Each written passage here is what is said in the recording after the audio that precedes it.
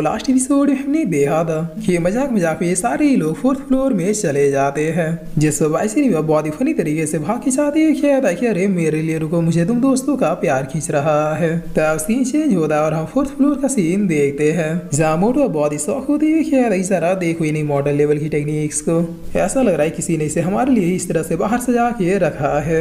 जिस पर वाइसी ने कहा था दोस्तों तुम लोगों को नहीं लगता कि यहाँ पे कुछ गड़बड़ है, क्योंकि इस फ्लोर में हम लोग इतनी आसानी से आ गए। मेरा मतलब हम इस फ्लोर में आने के लिए कम से कम एल्डर लेवल का होना जरूरी था। तब इस लुई कह दी नहीं, मुझे तो कोई गड़बड़ नहीं लग रही, शायद आज हमारी किस्मत ही बहुत ही ज्यादा अच्छी है। जिस पर मैडम भी कह दी है हमने कोई चीटिंग या फिर बेईमानी नहीं की है, वो तो रास्ता खुला था इसलिए हम लोग यहाँ आ गए। तब वाइस ने भी एक टेक्निक को उठाते ही किया था कि अब जो होगा देखा जाएगा। सचमुच में ऐसी टेक्निक्स को कल्टीवेट करवाना लाइफ में बस वन टाइम अपॉर्चुनिटी होती है। और ना कहिए वाइस ने आराम से आलती पालती होकर बैठते ही किया था कि मुझे यकीन नहीं हो रहा कि मेरे हाथ में ही मॉडल लेवल की टेक्निक है। जिस पर अब इधर मजदूरा को देखते जो कि 5th फ्लोर में पहुंच गया था। ये फ्लोर देखने में पूरा खाली लग रहा था, यहाँ पे बस एक बुक सामने रखे हुए थे, जिसे देखते ही मजदूरा इस बुक के पास आते हुए किया था कि अच्छी बात है इस कमरे में सिर्फ और सिर्फ एक ही बुक है, और ऐसा लग रहा है कि ये बुक जैसे कागज की नहीं बल्कि पत्थर की बनी हो। तभी अब इस बुक को टच करते हुए किया था हाँ ये तो स्टोन की ही बनी है, फिर इसे मैं पलटू कैसे। तभी अजूरा को अब इस बुक के बगल में कोई वर्ड लिखा हुआ दिखता है, जिस पर अजूरा भी लेटर्स को पढ़ते हुए किया था इसमें लिखा है 10 किताबें आसमान में है, जिनकी किस्मत में किताबें पढ़नी होगी वो खुद ही पढ़ लेगा। तब अजूरा अब दोबारा से रिपीट करते हुए किया था क्या 10 किताबें आसमान में है, कौन से आसमान में, यहाँ पे तो कोई भी आसमान नहीं दिख रहा। और आगे लिखा है जिनकी किस्मत में पढ़नी होगी सिर्फ वही पढ़ेगा। भला ये क्या नॉनसेंस है, मतलब जिनकी किस्मत में पढ़ना नहीं है वो तो फूदिया है जो यहाँ पे इतने बैरियर्स को तोड़ता हुआ आएगा। और फिर अजूरा अपनी स्पिरिचुअल पावर्स को अपेयर करते हुए किया था चलो अब देखते हैं कि आखिर इस बुक में क्या क्या राज छिपा है। जिस पर आप थोड़ी देर वेट करने के बावजूद भी कुछ भी नहीं होता। तब अजूरा क्या था कि आखिर ये क्या ही बवासीर है, मुझे तो कुछ ही समझ में नहीं आ रहा, मेरी शक्तियां भी कोई भी इंफॉर्मेशन नहीं निकलवा पा रही। जिस वक्त अभी अजूरा को याद आता है कि उसके पास एक बहुत ही इंटेलिजेंट AI भी है, जिसे हमेशा ये सब कुछ पता रहता है। तब इस बात को सोच के अजूरा इस बुक के ऊपर अपने हाथ को रखते हुए क्या था कॉस्मोस जाग जाओ, देखो तो जरा क्या तुम इस बुक के बारे में कुछ पता लगा पाती हो। जिसमें कॉस्मोस भी अब एक्टिव होते कुछ बोलने की कोशिश करती है, मगर स्काई और 10 बुक्स के आगे कुछ भी नहीं बोल पाती है। बार बार ये ट्राई करती है मगर स्काई और 10 बुक्स के आगे चुप हो जाती है। तब अजूरा क्या था कि ये तुम क्या बोले जा रही हो, मुझे कुछ भी समझ में नहीं आ रहा, क्या कॉस्मोस का सिस्टम इस बुक को कैलकुलेट नहीं कर पा रहा है। लेकिन ये कैसे हो सकता है, इसे तो हर रिलम में हर चीज के बारे में पता होता है। तब कॉस्मोस अभी कुछ बोलना चाहती है बट कुछ बोल नहीं पा रहे थे। जिस अजूरा क्या था क्या हो गया, ये तुम अचानक से ही क्यों रुक रहे हो, मैंने सिंपली बस तुम्हें इस बुक के बारे में बताने के लिए कहा, इसे कल्टीवेट करवाने के लिए नहीं। तब अजूरा क्या इस स्टोन बुक में से अचानक ही किसी टाइप की एनर्जी निकलनी शुरू हो जाती है।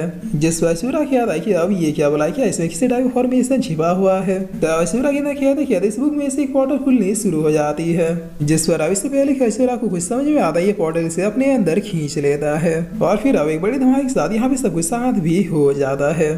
तब इधर हम 4th फ्लोर का सीन देखते हैं जहाँ मोटू कल्टीवेट न करके कुछ सोच रहा था, जिसमें मैडम कह रही क्या हो मोटू तुम कोई टेक्निक कल्टीवेट क्यों नहीं कर रहे, तुम चाहते हो ना तुम्हें ऐसा मौका दोबारा कभी भी नहीं मिलेगा इतने सारे इमॉर्टल लेवल की टेक्निक्स को कल्टीवेट करने का। बाइसन ने बिल्कुल सही कहा था, ये बस लाइफ में वन टाइम अपॉर्चुनिटी है। तब इसकी भी कह दी है पता नहीं ये टेक्निक हम अपने सेक्टर में कब देख पाते, इसलिए टाइम वेस्ट करना बंद करो और इन्हें जल्दी से कल्टीवेट करो। और इन टेक्निक्स को तुमने सक्सेसफुली कल्टीवेट कर लिया तो फिर उन 8 टीमों की जो एक्स्ट्रा पावर दी जाएगी तुम्हारी लेवल भी बस उन्हीं के बराबर हो जाएगी। जिस मोटू कह रहा है मैं दरअसल ये सोच रहा हूँ जिस तरह से 4th फ्लोर का बैरियर टूटा हुआ था, क्या उस तरह से कहीं 5th फ्लोर का भी बैरियर टूटा हुआ तो नहीं होगा। मेरा मतलब जो पर्सन 4th फ्लोर की बैरियर तोड़ के आया होगा वो 5th फ्लोर में भी जरूर गया होगा। तब मैंने ये कहा था कि मोटू क्या तुम्हें मुझसे थप्पड़ खानी है, यहाँ पे जो टेक्निक्स है उन्हें कल्टीवेट करने में ना जाने हमें अभी कितना ज्यादा समय लगने वाला है, और तुम हो कि इन मॉडल लेवल की टेक्निक्स को छोड़ के आप सीधे 5th फ्लोर में जाने के बारे में सोच रहे हो। सेम ऑन यू मोटू, हमें इतनी भी लालच नहीं करनी है। जिस पर मोटू कहता है कि अच्छा ठीक है मैं बस एक बार 5th फ्लोर की बैरियर को देख के आता हूँ, क्या बता जो मैं सोच रहा हूँ वो बात सच निकले। इतना कहती मोटू अब सीधे 5th फ्लोर की बैरियर के पास पहुंच जाता है, और फिर चिल्लाते हुए कहता है मैं सही था ये फ्लोर भी टूटा हुआ है। और अब सीन चेंज होता है और हम इन 8 टीमों को देखते हैं जो कि अपने सामने एक लाइटनिंग क्रिस्टल बॉल को देखते हैं और देखते हैं कहते हैं कि आखिर ये है क्या। ऐसा लग रहा है कि इसमें किसी सितारे की एनर्जी स्टोर है। तभी लड़का कहता है कि लगता है जिस एक्स्ट्रा पावर को देने की बात हुई थी वो उसी क्रिस्टल बॉल में स्टोर है। पता नहीं इसे हमें कैसे दिया जाएगा और इस पावर को मिलते हमारी शक्तियाँ कितनी बढ़ जाएंगे। जिस पर अभी एल्डर कहता है यही वो होली ट्रेजर जो कि तुम 8 टीमों को दिया जाएगा। इसी हेल्प से तुम लोगों की कल्टीवेशन बहुत ही ज्यादा इंप्रूव होगी। तभी डिसेबल किया था कि एल्डर आखिर इस क्रिस्टल बॉल की ओरिजिन क्या है, क्या इसके टुकड़े टुकड़े करके आप हमें देने वाले हैं।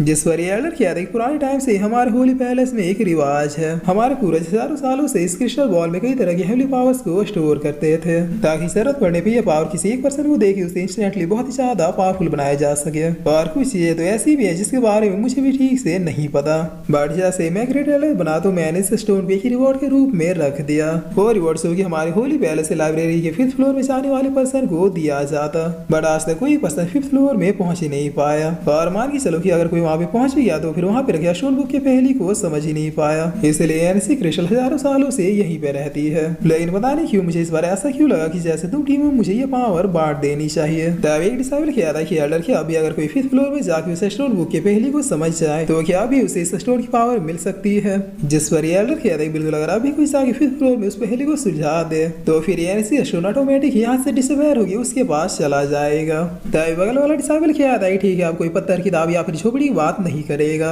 हम लोग ये असली विनर है और हमें ये पावर्स मिलने चाहिए, इसलिए अब इससे डिले के हमें ये पावर्स देना शुरू कीजिए। जिस पर एल्डर अब यहाँ पे क्रिस्टल स्टोन के पावर्स को रिलीज करते हुए कह रहा है ठीक है फिर ये लो, जिसकी कल्टीवेशन जितनी ज्यादा होगी वो उतनी ही ज्यादा इन हेवली पावर से कंज्यूम कर पाएगा।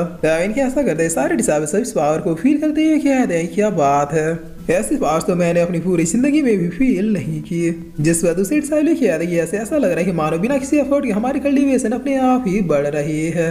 और अब सीन चेंज होता है और हम एक अजीब से प्लेस को देखते हैं जो कि वो स्टोन के अंदर वाला प्लेस था। यहाँ पर जरूर आसपास की चीजों को देखते हुए क्या था क्या इस स्टोन के अंदर एक और दुनिया है, आखिर बात क्या इस स्टोन बुक के अंदर ऐसी दुनिया छिपाने का क्या पर्पज होगा। तब इन सारी चीजों को सोचते हुए जरूर अब आगे की ओर जाते हुए क्या था इस जगह में बहुत सी हड्डियां पड़ी हुई है, लेकिन ये हड्डियां आखिर है किस मॉन्स्टर की। जिस वजह जरूर अब ये सब सोच ही रहा होता है तभी इससे अपने पीछे कुछ आवाजें सुनाई देती है। तब इधर हम देखते हैं जो हड्डियां यहाँ पे बेजान पड़ी थी उसमें अब अपने आप ही जान आने लगती है।